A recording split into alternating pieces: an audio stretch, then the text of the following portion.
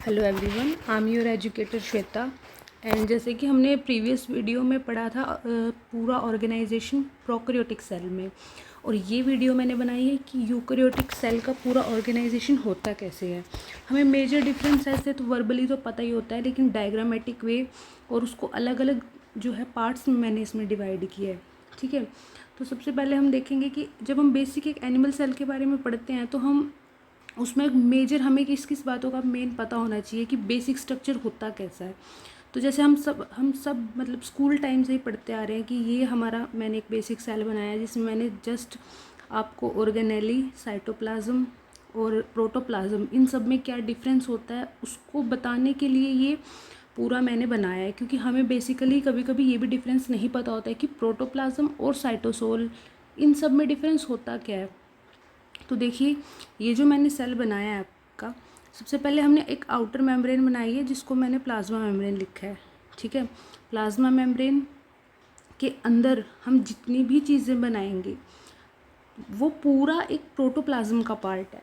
यानी कि अगर मैं बात करूं कि जो प्रोटोप्लाज्म है, प्रोटोप्लाज्म किसी भी सेल का लिविंग पार्ट होता है, और वो लिविंग पार्ट शुरू कहाँ से होता है?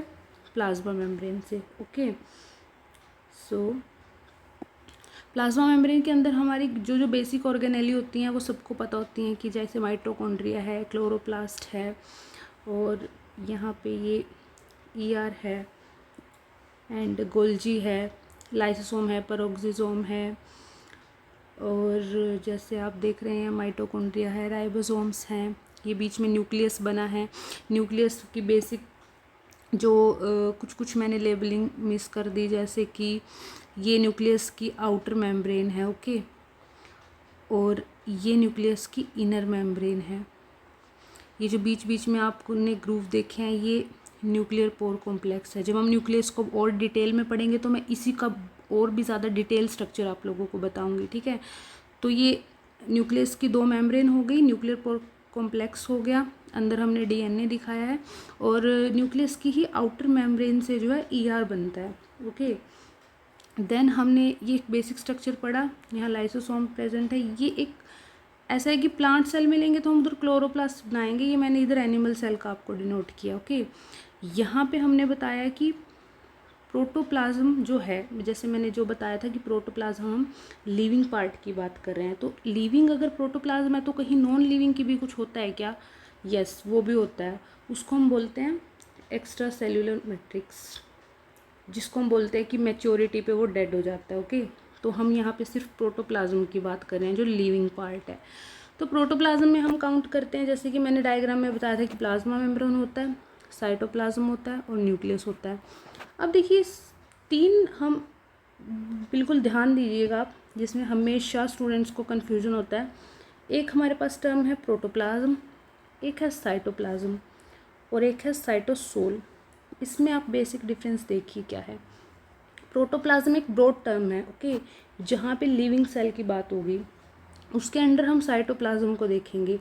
अब साइटोप्लाज्म के अंदर जब हम इंक्लूड करते हैं तो वहाँ साइटोसोल को हम अलग से लिखा है मैंने। ओके, साइटोसोल अलग है, यानी कि अगर मैं साइटोप्लाज्म में से इन तीनों चीज़ों को अलग कर दूं तो जो मेरे पास बचेगा वो साइटोसोल है। ओके, और अगर मैं साइटोप्लाज्म अगर आपसे कोई पूछता तो आपने बताना है कि cytosol plus this and plus this, all this including non organelle assembly, सबको हम एक साथ साइटोप्लाज्म बोलेंगे। ओके, देन हमारे पास आता है न्यूक्लियस। न्यूक्लियस को मैंने अलग से डिटेल पे नेक्स्ट स्लाइड पे दिखाया है।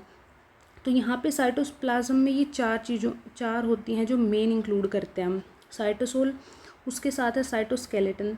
साइटोस्केलेटन हम सबको पता है कि 3 टाइप का होता है, microtubule, intermediate filament and microfilament. इनके डिटेल जो है मैं नेक्स्ट जब हम इसको अलग से पढ़ेंगे साइटोस्केलेटन में तब हम इनकी डिटेल डिस्कस करेंगे। ऑर्गेनेली में हमारी बेसिकली सारी ऑर्गेनेली आती हैं, जहाँ पे हमने पढ़ा डायग्राम में भी देखा, माइटोकॉन्ड्रिया है, क्लोरोप्लास्ट है, ईआर है, गोल्जी है, लाइसोसोम है, पेरोक्सिसोम है। प्लांट सेल को पढ़ेंगे तो वहाँ पे आप क्लोरोप्लास्ट भी पढ़ेंगे। ठीक है, एनिमल सेल को पढ़ेंगे तो अब नहीं पढ़ेंगे। ओके, नॉन ऑर्गेनेली असेंबली आएगी तो वहाँ राइबोसोम पढ़ेंगे। ओके, देन हम न्यूक्लियस को देखेंगे कि न्यूक्लियस अकेला है और उसमें कितना कुछ है, जिसको हम ब्रेन ऑफ द सेल बोलते हैं। न्यूक्लियस जब हमने पढ़ा तो हमने न्यूक्लियर एनवेलप पढ़ा, जिसमें 2 न्यूक्लियर मेम्ब्रेन थी, एक आउटर और एक इनर। एक न्यूक्लियर पोर कॉम्प्लेक्स था, न्यूक्लियर लैमिना था जो बेसिकली स्ट्रेंथ प्रोवाइड करता है, न्यूक्लियोप्लाज्म था जो रोल साइट मतलब हमारे सेल के अंदर साइटोसोल का है, वही न्यूक्लियस के अंदर न्यूक्लियोप्लाज्म का है, क्रोमेटिन है, न्यूक्लियस है। इन सब को हम तब पढ़ेंगे जब हम न्यूक्लियस को एक अलग से एज अ ऑर्गेनेली डिस्कस करेंगे। सो आज के लिए मेरा यही पर्पस था इस वीडियो के थ्रू आपको ये एक ब्रॉड अंडरस्टैंडिंग देना कि किसी भी यूकेरियोटिक सेल में हम उसको कितने पार्ट्स में डिवाइड करके पढ़ते हैं।